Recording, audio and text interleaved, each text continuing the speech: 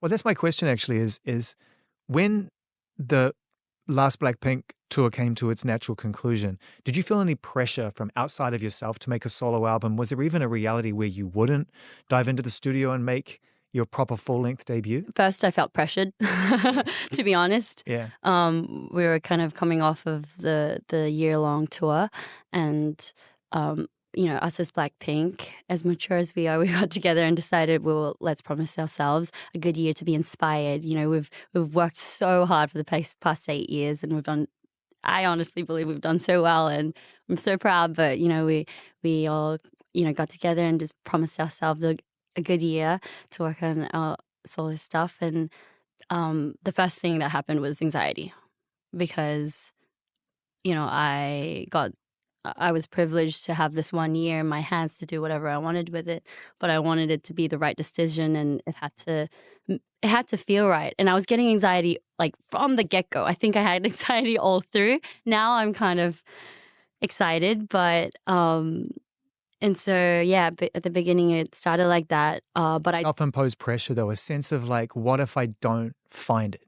Yes. And what if I don't believe in it? And I don't feel it. Yes. Yeah. That's the biggest fear I think I had. I think doing it, like there were so many opportunities. I'm so grateful for that. But what if I don't believe in my thing? And what if I'm in a place where I'm having to do things that I don't feel like it's me? Yeah, because everyone says it's good enough and it's not. Yeah. Yeah. And I wanted to be truthful, right?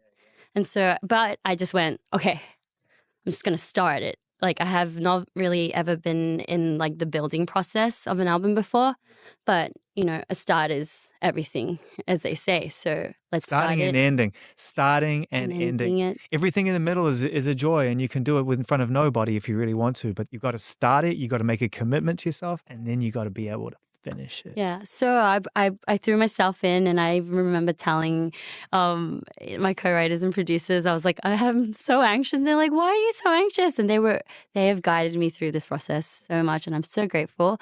But I remember walking out of like the first few sessions being like I'm actually surprised. I think I might be able, I think this proves to myself, no one else, just to myself, that I might be able to just work at this. And then my friends and family started supporting me when I was like, eh. And I was still shy about it. I was like, I wrote this song with a few people. And they'd be like, Rosé, you should build this up. And I doubted myself even still, but they were like, just do it. Just go at it. Just go back to LA. Just fly back.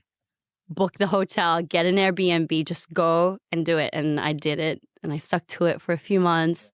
A few months led to like 2 months, led to 3 months, 4, 5. And then in the middle of it, I found a label, and I made sure I made decisions the way I felt like it was right.